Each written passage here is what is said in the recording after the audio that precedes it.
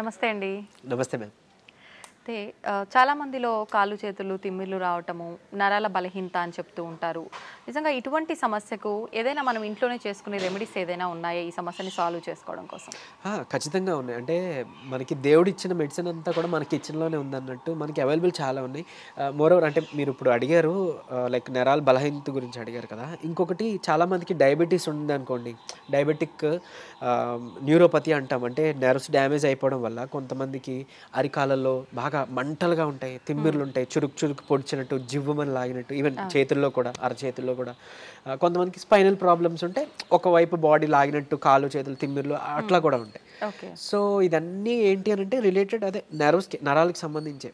So నరాలు ఎందుకు బలహీనపడుతున్నాయంటే ఒకవేళ కొంతమందిలో ఏమంటారు ఆల్కహాల్ అలవాటు, స్మోకింగ్ అలవాటు ఉన్నా కూడా ఒకవేళ అది కూడా డ్యామేజ్ చేస్తాయి. ఓకే. సో కొంతమంది ఒకవేళ ఎక్కువ ట్రావెలింగ్ చేశారనుకోండి, వాళ్ళకి స్పైనల్ ప్రాబ్లమ్స్ ఏదైనా రావడం, ఈ స్పీడ్ బ్రేకర్స్, ఈ గతుకులు ఇవన్నీ. సో అట్లాంటప్పుడు కూడా డ్యామేజ్ అయినా మనకి మళ్ళీ నెర్వ్స్ మీదే పడుతుంటుంది. అంటే స్పాండిలోసిస్ అలాంటి వాళ్ళకి కూడా ఈ ఇబ్బందులు ఉంటాయి చాలా బాగా. అండ్ డయాబెటీస్ వాళ్ళకి తెలిసిందే. సో మెయిన్గా మనం అంటే దానికి మళ్ళీ మనం డ్రగ్స్ వాడదాం. నైట్ టైం ఒక ట్యాబ్లెట్ వేసుకోండి అని చెప్తారు, కొంచెం ఈ తిమ్మిర్లు తగ్గడానికి వాటికి. అండ్ మళ్ళీ దాని నుంచి కూడా కొన్ని సైడ్ ఎఫెక్ట్స్ ఉండనే ఉన్నాయి. సో వాటి నుంచి బయటపడడానికి మన ఇంట్లోనే చేసుకోవడానికి నిజంగా బాగా పనిచేసే ఉన్నాయి. నేను చెప్తాను, ఈ పద్ధతులు మీరు పాటించండి, ఖచ్చితంగా తగ్గుతుంది. సో ఫస్ట్ థింగ్ మెయిన్గా ముందు రిలీవింగ్ చెప్పాలంటే మన పెయిన్ తిమ్మిర వచ్చింది రిలీవ్ చేసుకోవడానికి ఏంటో చెప్పి తర్వాత మనం డైట్లో కూడా. సో ఏం చేయొచ్చు అంటే ఒక 2 పాత్రలు తీసుకోండి, 2 కంటైనర్స్ తీసుకొని ఒక దాంట్లో గోరువెచ్చని నీళ్ళు వేయండి, కల్లుప్పు కలపండి. లేదు అంటే నార్మల్ సాల్ట్ అయినా ఓకే, బట్ కల్లుప్పు అయితే బెస్ట్. ఇంకొక దాంట్లో నార్మల్ వాటర్, మామూలు చల్లనీళ్ళు తీసుకోండి.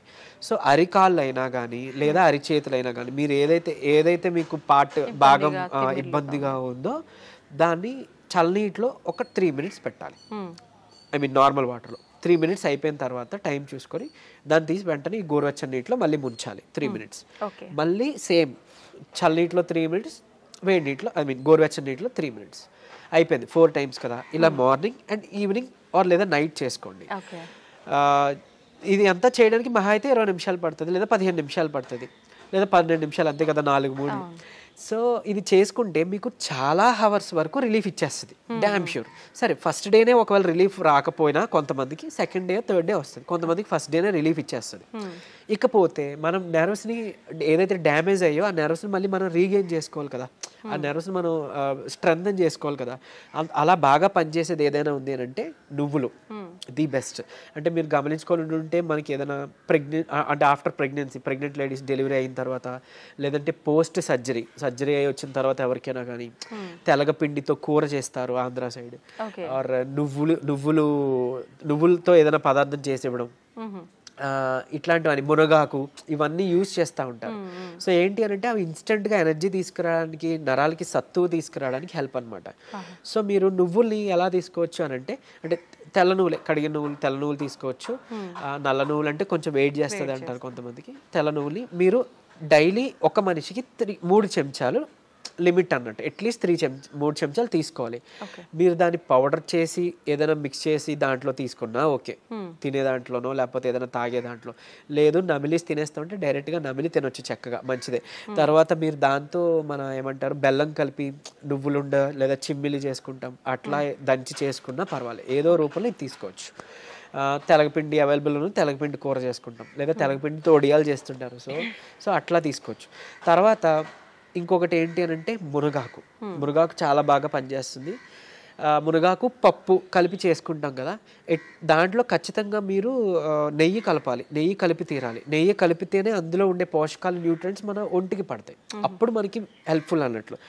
సరే డైలీ మనం కర్రీ వండుకోలేం కదా అనే వాళ్ళకి ది బెస్ట్ ఏంటంటే మునగాకు పొడి రూపంలో చేసుకోవడమే. మనం ఎండబెట్టేసుకుంటాం, ఒక 4 రోజుల తర్వాత దాన్ని మనం పౌడర్ చేసుకుంటాం. మజ్జిగలో కానీ 1 చెంచా, లేదంటే నీటిలో కానీ 1 చెంచా మునగాకు పౌడర్ కలుపుకోవచ్చు. లేదంటే మొదటి ముద్దకే మనం మునగాకు పౌడర్ కలిపి చక్కగా నెయ్యి వేసుకొని ఒక 2 చెంచాల కలిపి తీసుకోవచ్చు. ఇవన్నీ కూడా మనకి నరాలకి, తర్వాత బోన్స్కి స్ట్రెంత్ ఇస్తాయి. ఇవన్నీ కూడా అంటే మెయిన్గా ఇవన్నీ నరాలు సత్తువకి తీసుకురావడానికి ది బెస్ట్ అన్నట్టు.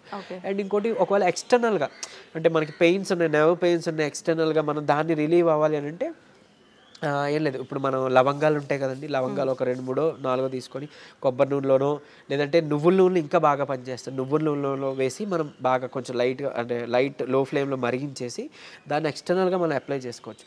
లేదు అని అంటే నువ్వుల నూనె కానీ కొబ్బరి నూనె కానీ, నువ్వుల నూనె ది బెస్ట్ అండి. మనకి నరాలకి సంబంధించిన ఏమైనా ఇబ్బంది ఉంటుంటే నువ్వుల నూనె తీసుకొని ఒక 4 చుక్కలు రాత్రిపూట పడుకునేటప్పుడు బొడ్లో వేసుకోండి. ఆయిల్ నావలింగ్ అంటాం. సో బొడ్లో వేసుకొని జస్ట్ ఒక 2 మినిట్స్ అలా మసాజ్ చేసి మీరు పడుకోవచ్చు. సో బాడీలో ఉన్న నర్వ్స్ అన్నీ కూడా రిలాక్సింగ్ అవుతాయి అనమాట. ఆ పెయిన్స్ వాటివన్నీ తగ్గించి మీకు నిద్ర బాగా పడుతుంది. అండ్ ఎక్స్టర్నల్గా పెయిన్స్ ఎక్కడైనా ఉంటే ఇదే నువ్వుల నూనెలో కొంచెం కర్పూరం బిళ్ళ, మనం హారతికి వాడేది ఆ కర్పూరం ఒక 2 బిళ్ళల్ని మనం పొడిలా చేసేసి వేసేసి కలిపేసి చక్కగా రాసుకోండి. ఎక్కడైనా కానీ పెయిన్స్ ఎక్కడైనా రాసి మసాజ్ చేసుకోవచ్చు. నువ్వుల నూనె దొరకకపోతే కొబ్బరి నూనె ఇలా చేసుకుంటే ఎక్స్టర్నల్గా పెయిన్స్ రిలీవ్ అవుతాయి. ఇంటర్నల్గా ఈ డైట్తో మనకి నరాలు సత్తు బాగా పెరుగుతుంది అనమాట. అంత బాగా యూజ్ అవుతుంది ఇది. ఓకే. సో అలానే మనం స్పాండిలోసిస్ ఉన్న వాళ్ళు కానీ స్పైన్ ప్రాబ్లమ్స్ ఉన్న వాళ్ళలో కూడా ఈ నరాలు లాగినట్టు జిమ్ అన్నట్టు అని మాట్లాడుకున్నాం కదా. అంటే కొంతమందికి ఒక సైడ్ ఉంటుంది, పాపం కొంతమందికి 2 సైడ్ కూడా ఉంటుంది. సో అయితే ఇక్కడ ఒక చిన్న టిప్ ఏంటి అని అంటే, అలాంటి వాళ్ళకి అంటే చిన్న ఎగ్జైట్ అంటే బాడీలో ఒక చిన్నది ఏదైనా స్టిమ్యులస్ వచ్చినా కూడా వాళ్ళకి కరెంట్ షాక్లా అనిపిస్తుంటుంది అనమాట.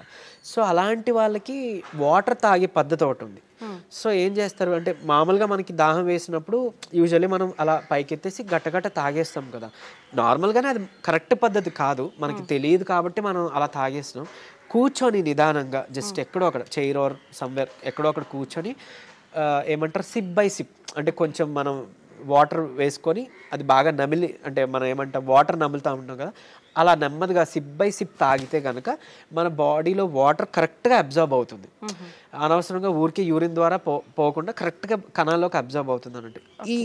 ఈ ఇబ్బంది ఉన్న వాళ్ళు అది చేశారనుకోండి, వాళ్ళకి సడన్గా స్టిమ్యులస్ అలా ఏం జరగకుండా చాలా వరకు పెయిన్ అనేది తగ్గుముఖం పడుతుంది.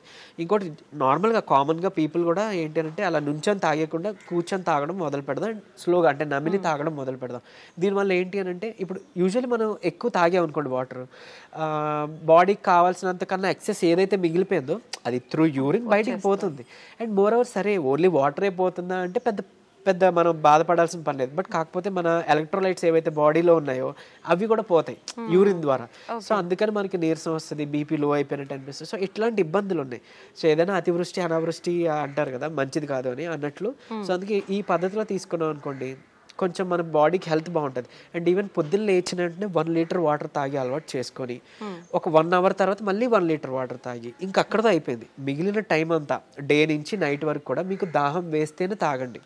ఒక గ్లాస్ వాటర్ ఎంతో, ఎక్కువ తాగాల్సిన పని లేదు. అంటే ఎక్కువ వాటర్ తాగితే మనకి మంచిదని విన్నాం కదా, ఆ ఎక్కువ తాగేది ఇలా తాగమని, అంతేగాని తాగిన ప్రతిసారి ఎక్కువ తాగడం అది మంచి పద్ధతి కాదు. దాదాపు 4 నుంచి 5 లీటర్లు తాగాలి అంటుంటారు కదా సార్. అలా ఏం లేదండి, అంటే 3.5 లీటర్ ఆర్ 4 లీటర్ సరిపోతుంది. మన ఈ పద్ధతిలో తాగితే అంతే వస్తుంది. కొంతమంది అంటే వర్క్ బిజీలో పడో ఆర్ ఇంకేదో ధ్యాసలోనో వాటర్ తాగాలని మర్చిపోయి నిజానికి నేను విన్న కేసెస్ అట్లీస్ట్ ఒక 1.5 లీటర్ ఆర్ 1 లీటర్ కూడా తాగట్లేదంట డే అంతా. సో అట్లా ఉంటే చాలా ప్రమాదం. మన బాడీ అసలు మెటబాలిజం సరిగ్గా జరగదు, వెయిట్ గెయిన్ అయిపోతారు, మన కిడ్నీస్ మీద ఓవర్లోడ్ పడిపోతుంటుంది. సో అది మంచి పద్ధతి కాదు. అందుకే అట్లీస్ట్ పోనీ పొద్దున్న లేవగానే 1 లీటర్ వాటర్ తాగడం అలవాటు చేసి మళ్ళీ 1 అవర్ తర్వాత 1 లీటర్ వాటర్ తాగడం అలవాటు చేస్తే మన బౌల్ మూమెంట్ కూడా బాగా జరుగుతుంది. ఏమంటారు టాక్సిన్స్ అన్నీ కూడా మన మలం ద్వారానే పోవాలి. మన గట్ క్లియర్ అయిపోయింది అనుకోండి, మన కాలన్ మన గట్ క్లియర్ అయింది అనుకోండి, అందులోంచి ఆల్మోస్ట్ 90% ఆఫ్ టాక్సిన్స్ పోతాయి. అక్కడే 95% ఆఫ్ రోగాలు పోతాయి, దోషాలన్నీ పోతాయి. సో అది క్లియర్ చేసుకోలేకపోతున్నాం కాబట్టి ఇబ్బందులు అన్నీ వస్తాయి. సో ఈ పద్ధతి పాటిస్తే ఓవరాల్ అంతా బాగుంటుందండి. ఓకే, థ్యాంక్ యూ అండి, థ్యాంక్ యూ వెరీ మచ్.